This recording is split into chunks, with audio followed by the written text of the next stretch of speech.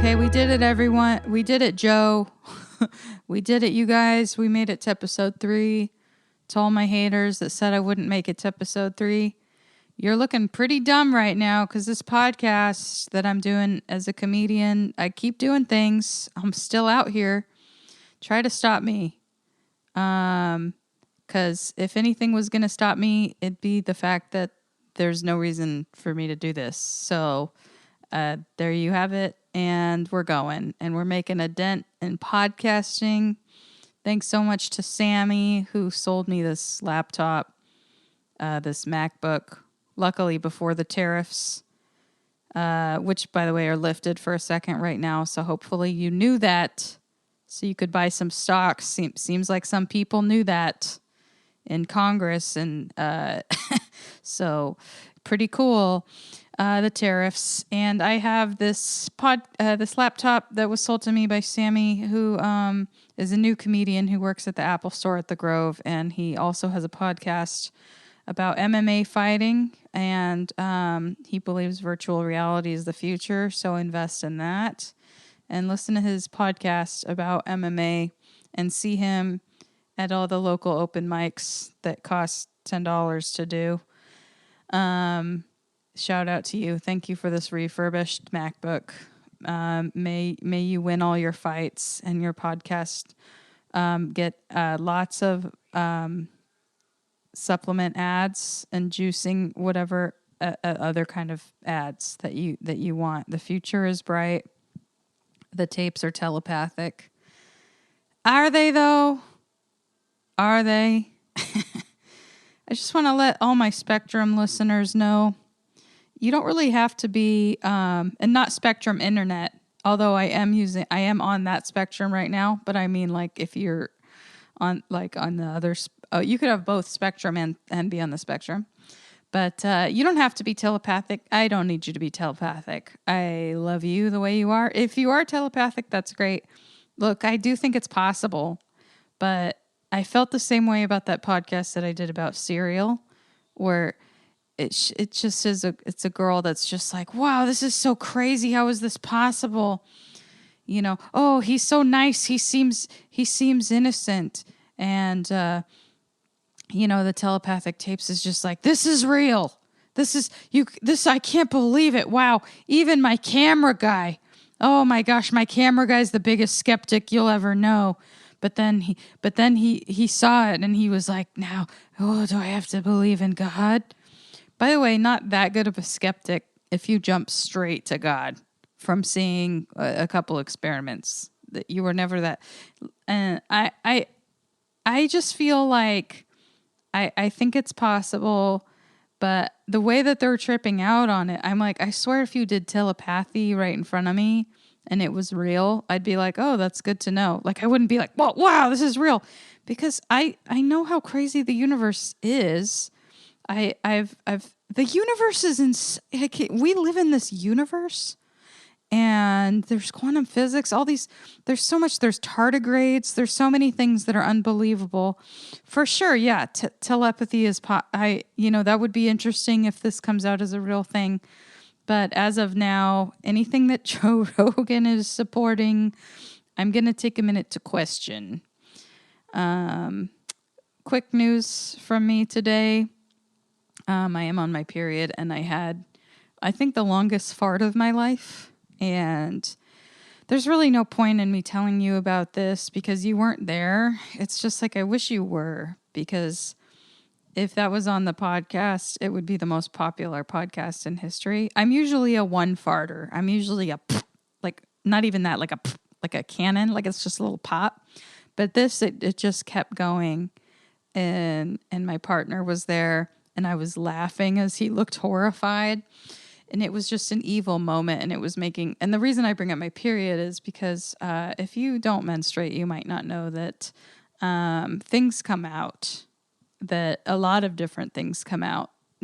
A lot gets held in. And then once you start, it gets let out, including crazy thoughts, and including a lot of emotions that do happen. So I am on my period and have been farting a lot and pooing a lot. And That doesn't gross me out. I hope it doesn't gross you out. I will tell you what does gross me out lately is boogers. Never in my life have I been grossed out by boogers, but now when I blow my nose and I see specifically hard, if I have a hard booger, I do get physically like it prompts a gag reflex from me, the boogers. So this is new for me. I can't stand boogers and I have them. I don't know what happened to me psychologically to just make me so grossed out by boogers. Vomit, okay. Poo, okay. But boogers, no can do. Earwax, yeah, sure. But I'm not comfortable with my boogers. What else, you guys? I went to a Bernie thing today. Oh yeah, I went to the downtown Bernie Sanders AOC rally. Cause listen, if you're pushing back right now, I'll show up for you. Oh yeah. Were there a lot of cringe moments? Was I into every notorious RBG shirt? No. Did I like it when they all started yelling Bernie, Bernie? No, I didn't. That was weird. Like, have you guys read Dune? Never just follow a guy. Never ever. Like that's Trump's whole thing. That's why, we can't ever just get behind a guy. He's doing good work right now. That's why I show up, but don't make it like about him. Just make it about like, oh yeah, this is awesome that these guys are using their power or whatever they have right now to push back in any way. Will we win? I don't know. Well, is it too late to turn this ship around? I don't know. I really don't. But I do know that the good news is we are going to die anyway. I hope we all die. I hope that they never figure out the immortality thing. That really creeps me out. I really don't understand it. I think that is their goal. And so far, my peace of mind is that they will die. And I hope soon. I'd love to see that this year even for some of these guys in power. But I might not. I'll probably, hopefully get to see that in my lifetime. But it's just like they're being so psycho and hoarding so much wealth and power. And I don't know what the goal is. It's like a legacy thing. It's like, oh, this is for my child, Baron and X and whatever.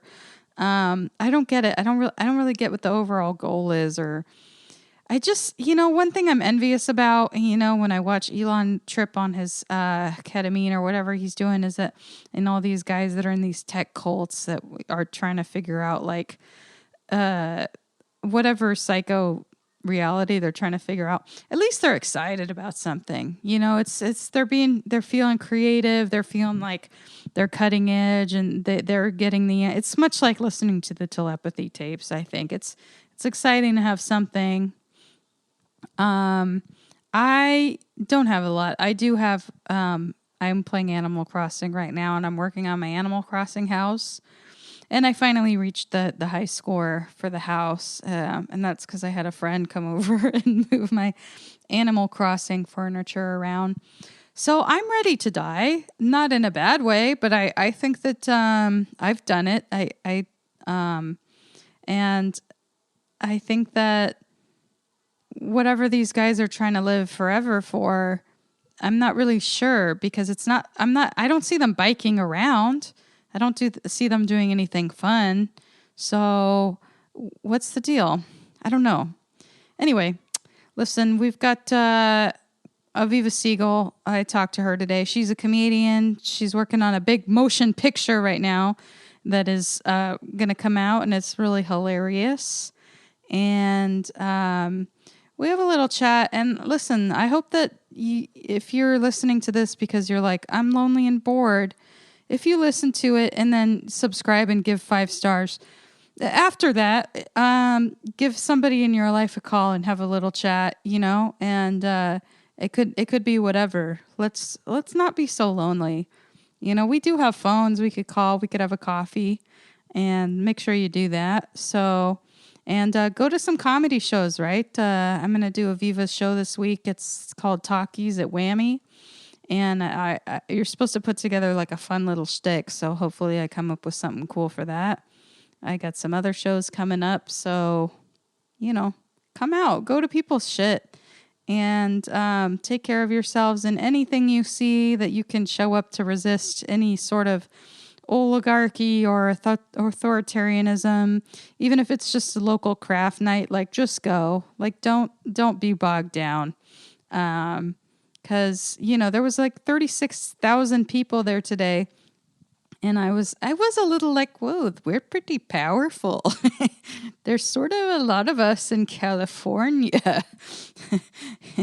We could probably do some damage if someone that we didn't like were to show up. Okay. I hope that this podcast is used as evidence against me someday, and that if we're gonna do the end, let's just do it. Okay, here's my talk with Aviva. Love you guys. Thanks for being on some timeline with me. Aviva Siegel, the fabulous, fresh haircut, comedian, worker on the Paramount lot, human being, set in this time and place. There's 2 birds on the wire up there. They're pretty cute. There's a plane. There's clouds outside. We're in my kitchen. And how are you? What's going on? I'm pretty good. Just testing out the P's. They don't sound too much pee-pee. Great. I think. Yeah. We'll see what Seth says. I'm good. I just got a fresh cut in Frogtown. And it was in the middle of the cut. It was a little poofy, but she worked it out. She thinned it out a bit, and we got through it. Good. But you were worried for a sec. You were like, it's a triangle moment. I was worried. She was like, she could tell based on my face, I thought it was too poofy. She said, don't worry, I'm going to thin it out. And I said, because you could tell I was scared, and I was scared. Yeah. Yeah. You're someone you can tell when you're scared. Yeah. You can tell when I'm scared. What things scare you? And how often would you say you're scared? Something that makes me really scared, like makes my palms sweat, are heights. My hands get really wet and my feet get really tingly, but I keep trying to practice exposure therapy and going to high heights, but I still get really scared. I wonder if that works. High anxiety whenever you're near. I get scared when I see other people on cliffs. Like if I'm hiking with a man, and the man is always like, "Oh, let me walk over here," and I'm like, "Why do you do that? It's so messed up." Yeah, I don't like that. And my brother, we went on this hike to San Jacinto, and we almost died. That in a minute, but he was having a moment where we got to the peak. He's like 20, and he's having a social media moment with his phone or something where he's like trying to record, but he's standing like on a peak and looking at his phone and walking and backing up, and I screamed, and I was like, cut that out. Yeah. And he was like, sorry. And I do think he was sorry that he freaked me out and stuff, but that makes me dizzy when I see someone and I think they're about to fall. Yeah, I don't like that at all. It's no good. What about socially? What scares you? Socially, almost any time I'm about to enter a room full of, if I don't know most of the people in that room, I feel really scared. But I also, through exposure therapy, I'm like, just go. I keep trying to push myself. Even if I know people, I can be scared. Yeah. I have had a huge shift in this in my life recently. That's good. I don't know what happened, but I'm my social anxiety, I would say, maybe since the pandemic, weirdly, has gone way down. That's amazing. I kind of don't care, but it can be activated and spiked. I would say also, since after COVID, I get people's names mixed up and like who they are. And like I have like little weird moments. And then I always have this at the Comedy Store where I'm like, great set. And they're like, I didn't do a set. And I'm like, oh my God, what's happening to me? Am I remembering a different night? Or like, and then I have like a weird interaction with the bartender where I'm like, can I have water? And she's like, you have to pay for a bottle. And then I'm like, and then you can see on my face. And then I can have moments where I'm like, I need to leave. Yeah. But when I walk into a room now, I kind of, unless it starts going badly in some way, I don't think I feel so much anxiety anymore. That's good. I think I'm like, what's up with these guys? And I think part of it's aging. Yeah. And like kind of this reality that like, I'm kind of outside of it a little bit now. Yeah. Maybe, like, especially if I'm around like younger comedians. I was at Good Heroin and like, there were all these young guys talking about like, oh, I'm writing on this sports show and oh, I'm doing this. And I was like, hey guys, look how beautiful the light looks on the wall right now up there. It's outside and the sun was having a golden hour moment. And they all looked up and they were like, okay. But I like kind of loved that for myself that I'm like, just like, I'm an old little weirdo. They were like, is she a ghost? They're like, this sucks. I don't want to talk about the light. I want to talk about this bitch that works on my sports show that fucking doesn't know basketball or whatever it was. Yeah. So, I don't know. I know. It isn't like a linear thing like it always gets. Sometimes it's better and sometimes it's worse. Yeah. Can I tell you what else scares me? I'm a little afraid of the collapse of civilization. Yeah. Okay, I've been thinking a lot on this podcast and in comedy and throughout my life about how to not be depressing. I'm like, but I it's kind of a catch-22 because I'm like, I find it very depressing to try to not be depressing. Like at this comedy show I'm at last night, all the guys trying to skirt politics but without saying anything directly and just like kind of trying to play to everybody. And I was like, that's depressing. Yeah. If you don't just say it but we're skirting it, it just, it feels weird to have your head in the sand. It feels weird to acknowledge things. It can look a little spineless.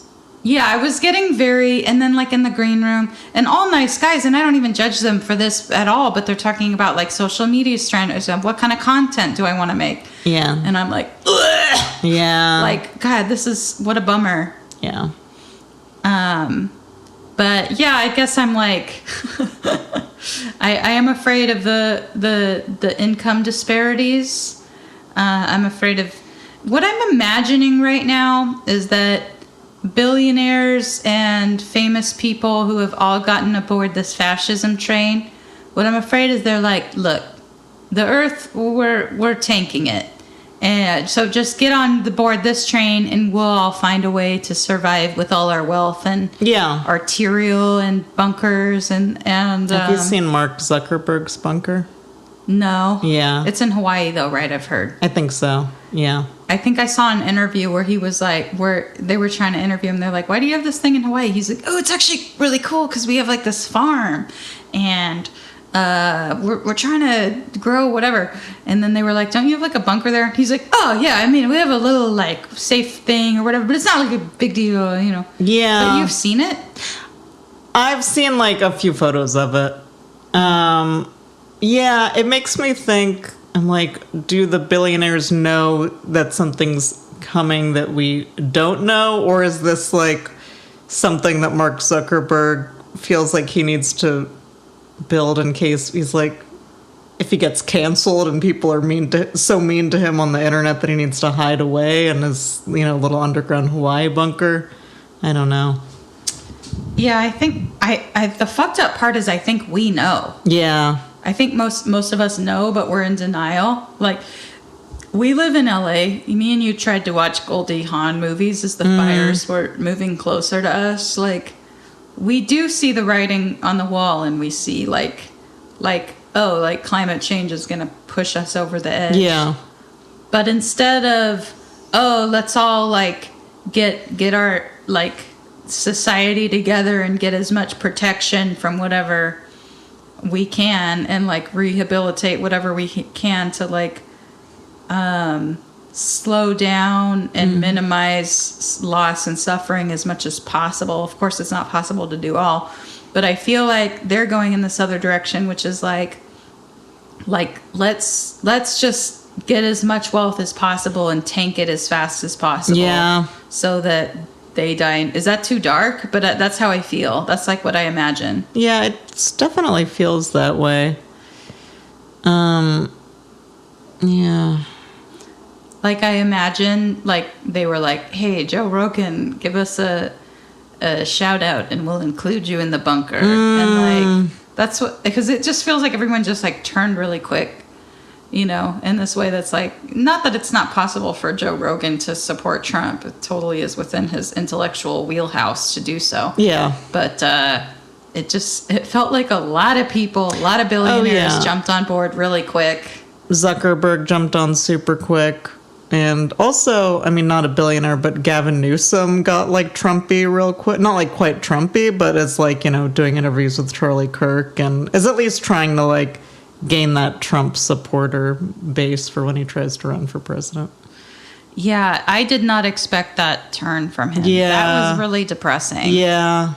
But at least we got Bernie and AOC out there kind of running around. I had a dream that Bernie was around me somehow, and we gave each other a really big hug, and he was smiling. And it reminds me of when you and I used to do fundraisers, comedy fundraisers for Bernie Sanders back when we thought like, oh, he can win. Yeah. You know, because that little bird landed on his thing. Yeah. On his podium. And then we were like, it's a sign from God. Yeah. And we did little fundraisers and little, what do you call those hats that look like little voting hats? Kind of like little quartet kind of hats. We had those. And we were like, democracy. That was a hopeful time for a few months there. It feels like that just happened, but that was so long ago that we had our show. We were fundraising. Yeah, that was right before COVID. And right before the Iowa caucus, when it all came crashing down for Bernie. Right, the Iowa caucus. Yeah. That was a shift in the timeline. Yeah. For sure. Yeah, that was a big shift. If you look at the entirety of your life and everything you've seen, and like your self as Aviva, what are 3 words that you have to describe your experience in this timeline? I would say there's like kind of a numbing quality to like this, what's happening recently in the timeline. It's kind of goofy, not in a good way. And unfortunately oppressive. I would agree. The numbing and the goofy thing is interesting to me, because if I would describe what you're expressing in some of your comedy, I do find a numb and goofy quality, like you're trying to express some numbness and some goofiness. Yeah. I would also describe my childhood as both numb and goofy. In that I was using goofs to kind of numb what was maybe happening around me. I was a big like fantasizer. I was like, I'm a Spice Girl. I was like always having like another life in my head. Yeah. I was transported. Always having like fantasies of like saving people and like being famous and like all these romances. Oh God, the romances in my head. Yeah, I had a lot of romantic fantasy happening. I think I was imaginative, but I could also be like a little performative because I watched a lot of TV. And I remember seeing kids on TV having imaginary friends. and I like pretended like I had an imaginary friend, even though I knew that I didn't believe in that at all. And like, I was never someone who believed, even as like a really young kid, I never believed in like God or like or Santa or anything like, or like imaginary friends. But I wanted to pretend like I experienced that. So I was like, I have this like imaginary friend, but I like knew that wasn't real. I feel like I was confused that I didn't have an imaginary friend too.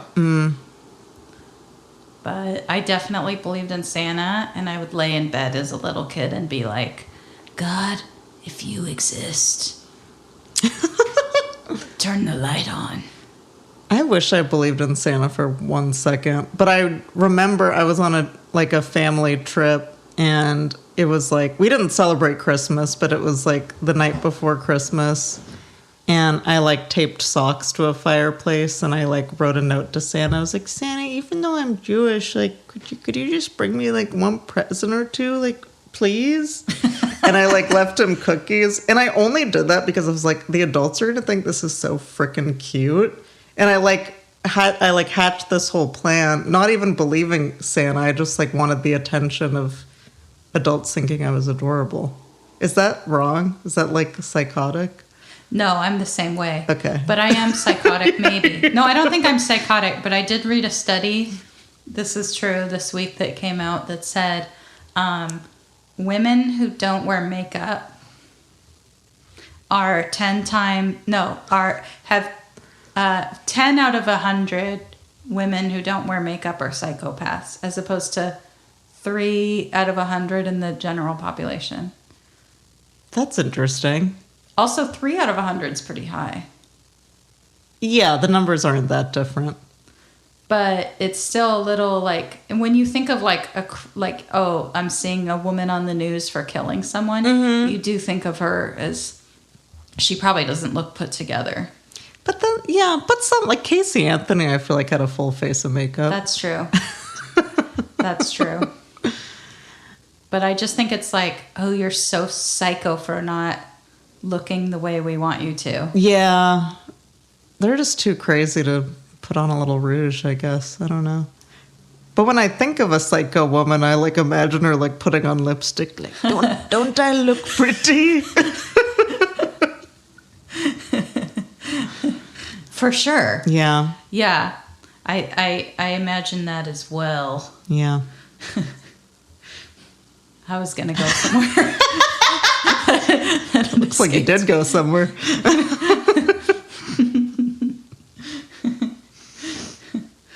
I guess, yeah, just kind of like a Lady Gaga and the Joker kind of thing, but I haven't seen that. I missed that one. But yeah, I don't really wear makeup, but I think that's because I don't like to do too many things. Mm-hmm. I feel upset to feel things on my face. Yeah, I don't usually. Well, now I'm wearing makeup again because I'm back at work at Paramount, and I'm such an old production assistant that I feel like I need to hide my age as much as possible. I'm getting some gray hairs, and I'm like, oh, I'm probably going to hide them for a while, like when they start really showing. And I'm like, what a weird thing to do, to hide your age. It is a very bizarre thing. Yeah. Like, that's a little psycho. Yeah. Or it can be brought to psycho levels. It can be brought to psycho levels. Yeah, the plastic surgery is getting a little, I don't know, I have mixed feelings about it, but it's getting a little psycho. I do get wanting to look like Nichole Kidman. She looks crazy, but she also looks like, it's like, oh, I can see the hot vibe, as opposed to like sagging, gray, hollow. Yeah. Her work is starting to take a turn. I hate to say it. It sounds mean. Did you see Baby Girl? No. Oh, you should see it. But I saw her in some other weird movie where she was having sex with Zach. What's his name? I don't know yet. God. I always forget his name, but he's like a guy. He's like an actor guy. Handsome guy? Like Zach Braff? Oh, they had sex in the movie. Is that his name? Garden State Man? No. Okay, I'm going in the wrong direction. Let's get there. Fucking hell. Let's get there. What's this guy's name? He was in The Greatest Showman. Oh, a Hugh Jackman? No, the young guy. Oh, I watched that movie. It was so bad. Yeah. Wait, no, I can do this. Zac Efron. Yeah, Zac Efron. When I was watching The Greatest Showman, I was like, who's this poor man's version of Zac Efron? And it was then Zac Efron. Eric was like, that's Zac Efron. I was like, that's funny. But yeah, you're right. She's losing some edge a little bit. Sorry, Nichole Kidman. How about that song in The Greatest Showman, Never Enough? Pretty good. I honestly laughed through it. You did? I was like, this is so bad. I'm having a hard time liking musicals lately. I'm like, I identify as a musical person. Yeah. Like, I love Les Miserables. Les Miserables. I love some of the Andrew Lloyd Webbers, which I know is like controversial. People. Is he a bad guy? I think so. Or people are like, if you're like a real musical theater person, I think you're like, oh, like great. But yeah, I hate to say it, but I saw Wicked and that's controversial these days. Every song, I was like, I kind of want it to stop. I also don't like Oz. You don't like the Land of Oz? I don't. I get creeped out by Oz. Yeah. It's got dark vibes. It's got like putting Judy Garland on an eating disorder vibes. Yeah. Also. Oh, the hanging? What were you going to say? No, that too. But I'm just saying also, like, maybe I should edit this out because it seems like kind of mean to be talking about people's bodies. But it does also seem like the new girls have eating disorders as well. And it's just like Oz creates a anorexia vibe. Yeah. The pressure to make a Wicked movie, I think it looks like it gave them eating disorders. It's really sad. I know. But, you know, we don't know. We don't know. We don't know what's going on with their bodies. I hate to say, but I'm just saying, be careful. Just pay attention to your eating habits if you're in the Land of Oz. Yeah. Yeah. I didn't see them eat one meal in that movie. Come to think of it. Yeah, where's the food in Oz? Yeah. I like Wicked, I have to say. Yeah, most people do this. That's the normal reaction. Yeah. The look of the movie is a lot. I could have hated it more. You might like some songs better in part 2. We shall see. Okay, we'll see. Yeah. I liked the animals. I liked the goat, yeah. Yeah, the goat was Dr. cool. Dillamond. I liked how the bear was the birthing mother. Yeah, that was good. That was pretty cool. Yeah. Yeah, we live in a time of Wicked. Donald Trump. Yeah. What else? Okay. Cybertrucks. Wicked, Donald Trump, Cybertrucks, AI, of course. AI is here. AI is here. We live in a time of fire. Yes. We live in a time of streaming. Of social media, most certainly. Yes. Of microplastics. Yeah, I've been thinking a lot about microplastics. Yeah. I feel like I had friends that would talk about them a lot, and I just wasn't there yet. And now I'm just very aware of the spoonful of plastic in my brain. Just a spoonful of plastic makes the water go down. The water go down. In the most delightful way. I like to sing about plastics every single episode. Good God. I just, in terms of like people who are like supporting the direction, everything that's going in, that are just like, I love everything that Donald Trump is doing. I actually don't know anyone, and I'm just like, literally, why? You don't know anyone who supports him 100%? I don't talk to anyone who does. Yeah. I know of people who do, but not people I talk to regularly. Like, I want to know how they're responding to each situation that comes up, because I'm like, clearly weird. Like, the whole time since we've met Donald Trump on that escalator, the whole time I'm like, when are we going to be like, when are people going to be like, oh yeah, this is weird and bad. Like, he's not looking out for my best interest. I know. He's cutting the school funding in front of school children. Yeah, I know what he's done. Like, my mom's a big Trump guy, but she's also like a part of the Sierra Club and a big hiker. And I would think what he has been doing to like the national parks at the very least would affect her. But there's nothing anyone could say that would make her fall out of love with Donald Trump. Do you ask her about it? Any time that we've gotten into like a discussion, there's just like, it's really hard to move forward in that conversation because it's just, there's nothing productive that ever happens. I didn't ask her about the national parks because I don't know. Hiking for her isn't about the conservation of nature. It's just about her taking a walk outside. Boomers are so weird. Yeah. I know, I was... There's such a disconnect. Yeah. I know, I was talking to my friend about how my mom loves Trump, and she was like, well, what does your mom really hope to gain out of the Trump presidency? I'm like, I don't really know. I have a theory. I mean, I know some... Yeah, go. From what I've seen on Facebook. From my mom?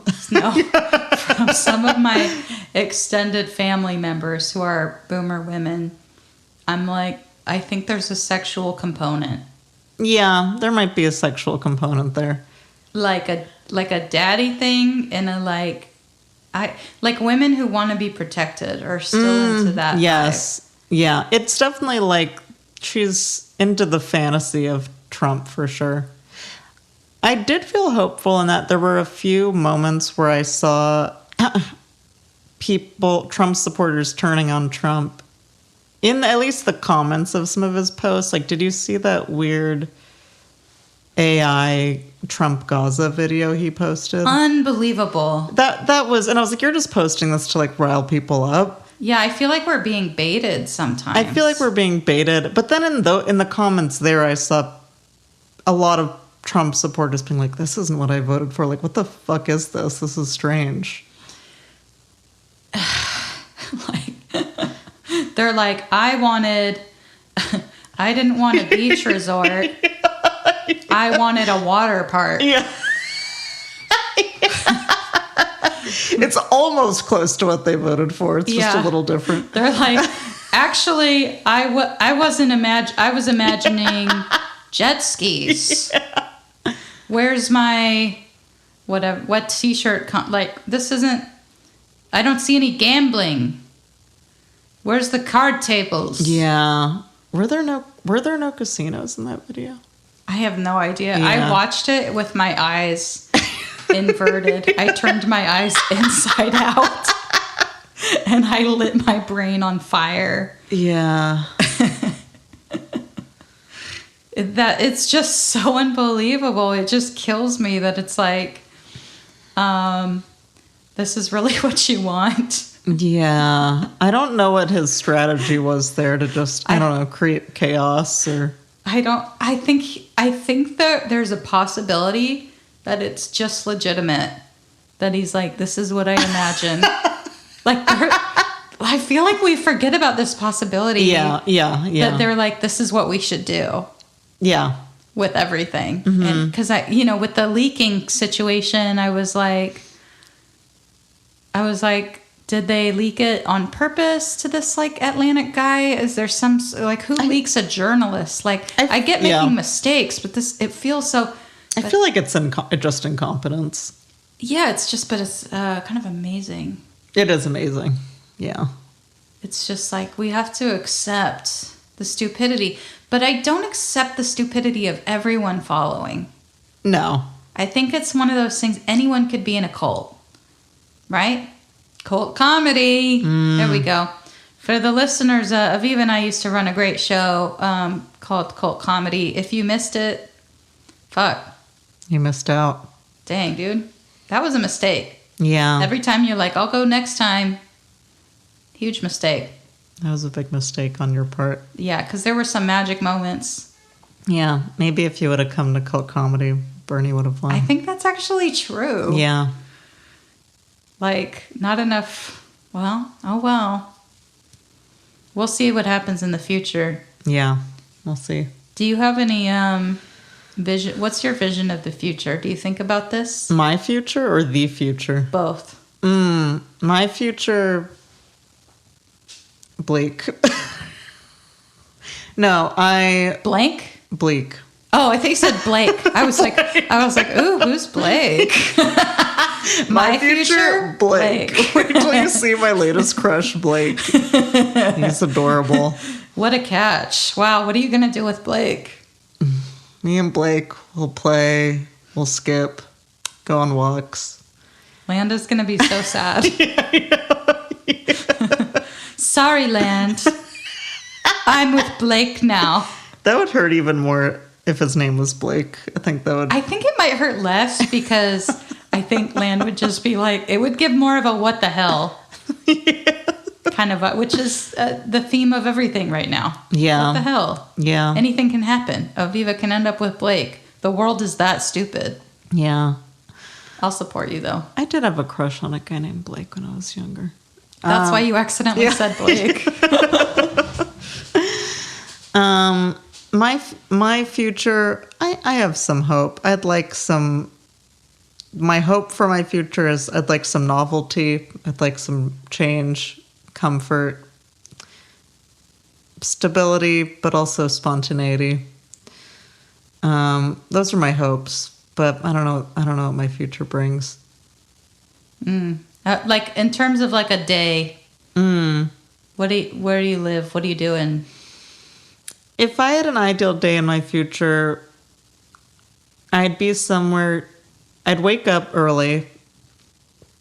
Maybe I'd stretch. I'd have a porch that looked out on nature. I'd sip on my coffee on the porch, just relaxing. Maybe I would work on something creative during the day. Let's say I'm building like a miniature village. Oh my God, I really want to build a miniature village. Miniatures are everything to me. Me too. I didn't know that about you. No, I get so excited like if I go somewhere where in secret, that's part of the reason why I like Disneyland is there's lots, you got the storybook ride, you got lots of little like Yeah.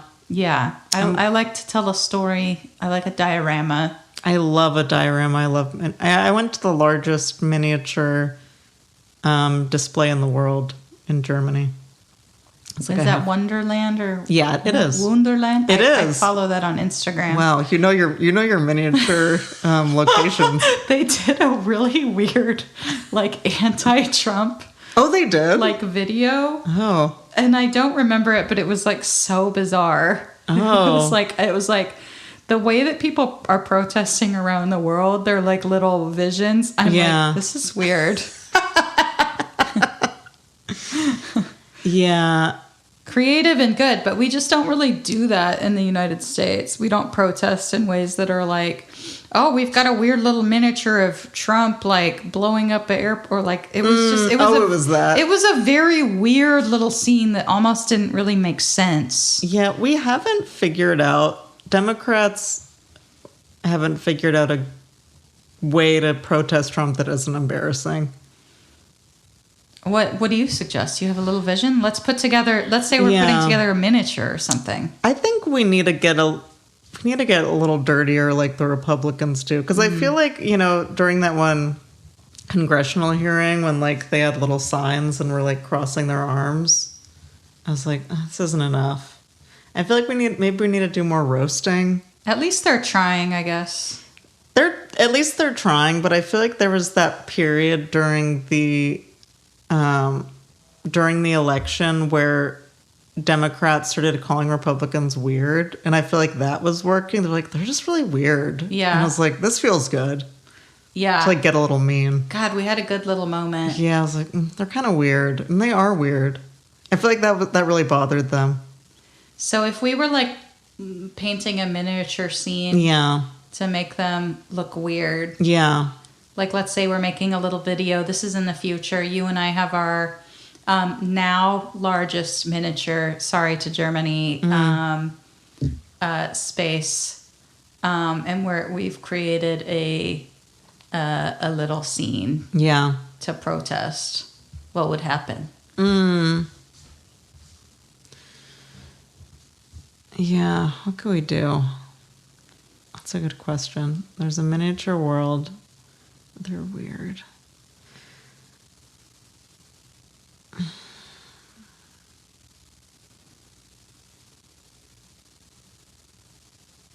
Something about, I mean, we'd have to create like Trump Gaza. And then maybe like people burning it down or something, or like, I'm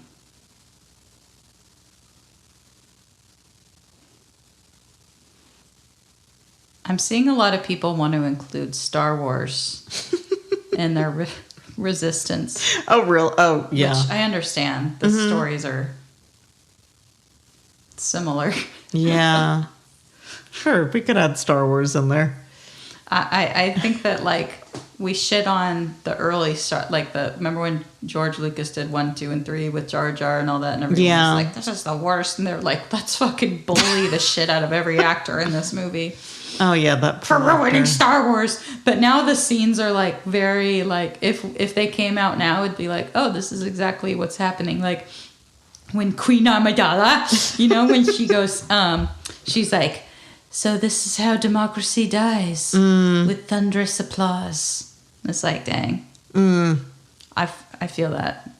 And I feel like Star Wars nerds everywhere right now are like, we've been trying to tell you.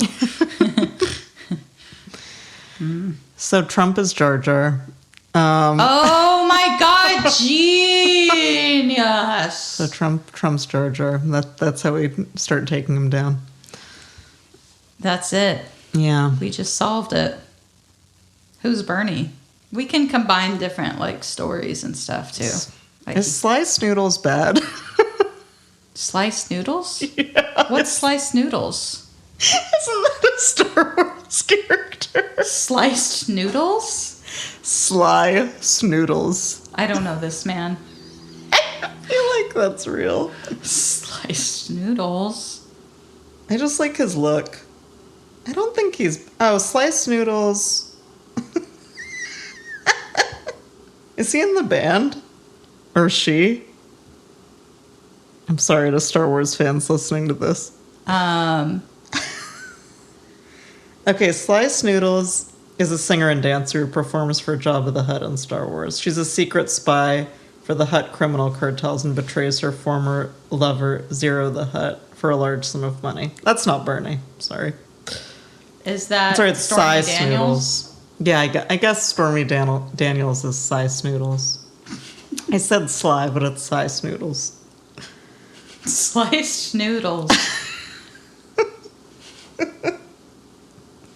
I think we should actually work on this miniature. Okay. I think we should work on more miniatures in general. I didn't know you had a passion for this. Yes, we got to get our miniature-based comedy going. I need to show you all the miniature accounts I follow. Have you seen... who's that comic who makes miniatures, who started during the pandemic? I remember the doll one, but not Yeah. miniatures, really. But she had a little comedy club with, like, Yeah. Barbies. Yes. Sarah Yeah. Schaefer? Yes. I actually didn't really see it, but I kind of knew of it. But I Okay. think that's genius, fantastic. Love Yeah, it. that's good I stuff. loved how everyone was creating little comedy clubs in the pandemic through like either like little cardboard things or like on Animal Crossing or whatever. Yeah, like I was creating in there. virtual spaces. I was in there. I played Minecraft with my brothers and That's nice. created a little castle. We had to create spaces where we could be in, but not have disease. Of course. Yeah, I was in Animal Crossing. I had friends visiting my island. I didn't get it till after everyone was over it. Yeah, me too, actually. But I'm still working on it. Yeah. I'll give you guys my dream code. Okay, I'll give you my dream code. We'll put it in the notes on this podcast. That sounds great. Dang, dude. Well, shit. I think this is good. Do you have anything else you want to talk about? No. What's your vision for like the future of Earth? Of Earth. While you're making miniatures, where do you live? What's going on? I'm cautiously optimistic. That's great to hear. Yeah, I'm scared at what Trump's started to try to accomplish in the last few months and what he's accomplished. So I'm like, well, what can he do in 4 years? But I'm hoping that some Star Wars like resistance rises up. When you started talking, in my head, I just was hearing burr, burr, yeah, the little hopeful like Star Wars trumpet. Yeah, before it goes into the sweeping violins. I hope that some repair. I don't know. I just hope that whatever presidency follows Trump will. I'm hopeful for whatever repair comes after this 4 years, but I'm scared to see what'll happen. I'm hoping that not even 4 years. Yeah. I don't know what could happen. Yeah. I think that maybe the people rise up, but I think that Republicans have to rise up. Like, they have to be done with him. The cult has to disseminate. Yeah. It doesn't seem likely, but that would, I would certainly appreciate it. Because Democrats, I feel like we riot, we protest, whatever. I'm also sad that I just called myself a Democrat because it's like, who cares? Yeah. Ugh. Everything has just shifted so far right to the point where, like, everyone's talking about, like, oh, like, Bill Burr is the woke comedian now. And I'm like, Bill Burr is the woke comedian? I know. That is crazy. Like, he's so funny and he's got good thing. He's got interesting things that he's thinking about. Yeah, I feel like there was a period where I would sometimes see him come up at shows in LA and he would say something like deeply problematic. He still has work to do with women. Yeah, I'll say that. It was always something sexist. I think he's sure. like he's like made some headway, but I'm like, you still got a little ways to go, baby. Like, but that's his journey. But anyway, the fact that it's like, to me, like, people that call themselves centrists are like on the right. Definitely. And the people that say that they're on the right are full-blown Nazis. Yeah. At this point.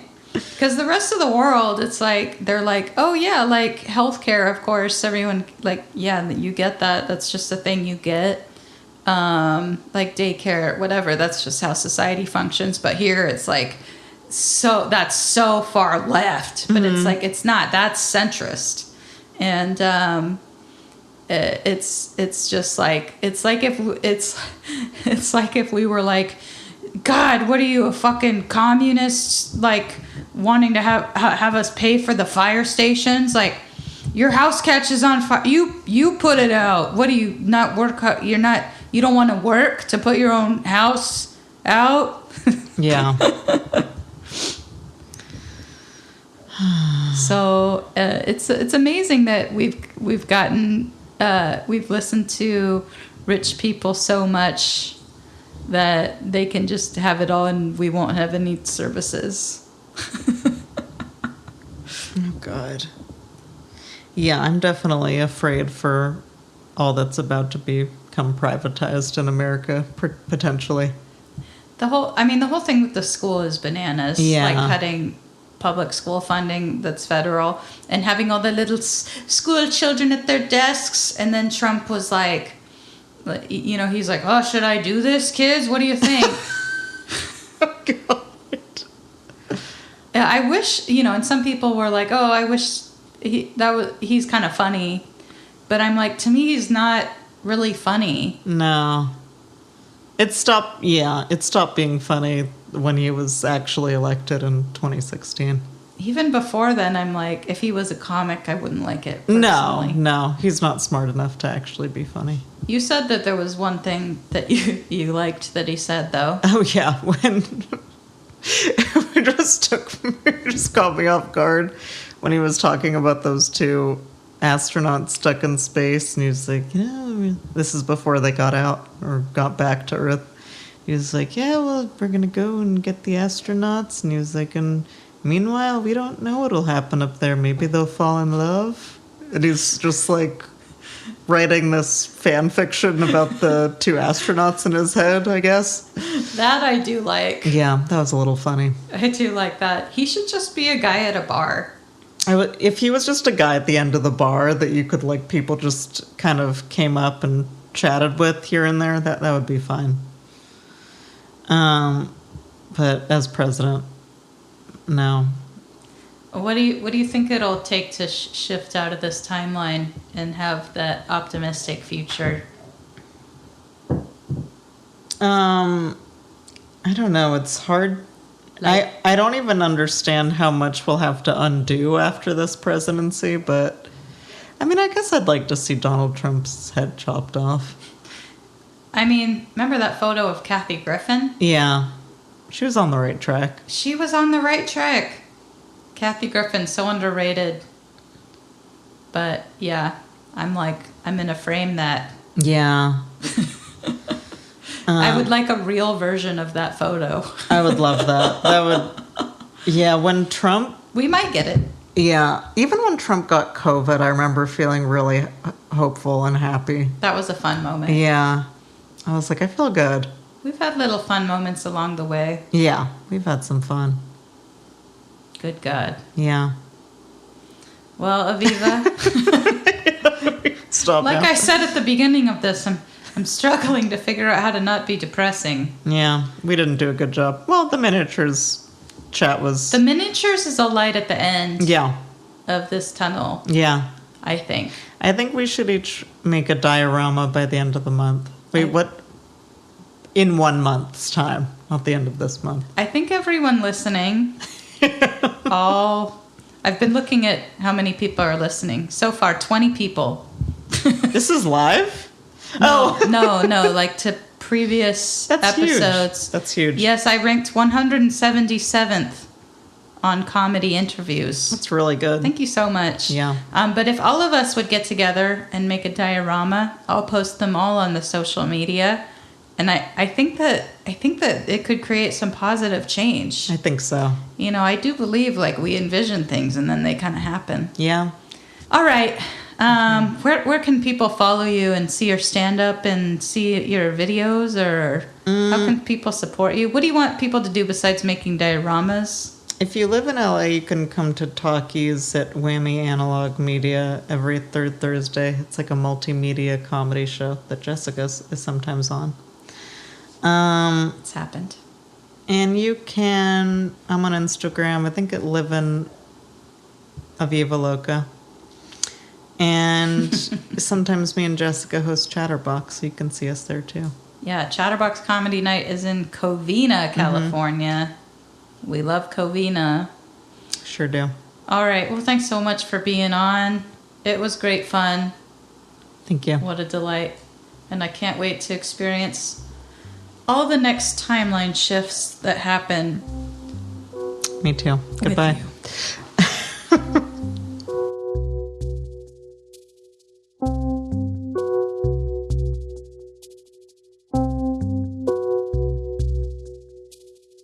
Thank you for joining us on Some Timeline. Don't forget to email us your thoughts, questions, songs, whatever, at sometimelinepod@gmail.com, or leave us a voicemail at 747-666-7005. Thanks to our sound producer, Seth Hover, our musical composer, Jeff Traeger, our podcast artist, AJ Howard, and I'll see you next time on the next part of Some Timeline.